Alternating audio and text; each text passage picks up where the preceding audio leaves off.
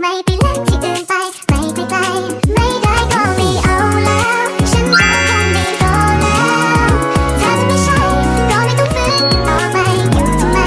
ไม่ได้ก็ไม่เอาแล้วฉันก็คงต้องพอเสียทีถ้าจะไม่ใช่ก็ไม่ต้องยืนแบบนี้เหนื่อยกันทีไม่ได้ก็ไม่เอาเวลาของฉันมีค่ากว่าเธอให้ใครที่ให้ต่อใครเพราะคิดว่าเธอสำคัญแต่พอได้แล้วก็เพิ่งจะเข้าใจว่าไม่คุ้มเลย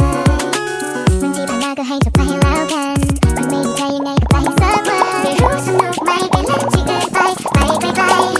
ได้ก็ไม่เอาแล้วฉันก็คงไม่รอแล้วเธอจะไม่ใช่ก็ไม่ต้องฝืนต่อไปอยู่ทำไมไม่ได้ก็ไม่เอาแล้วฉันก็คงต้องพอ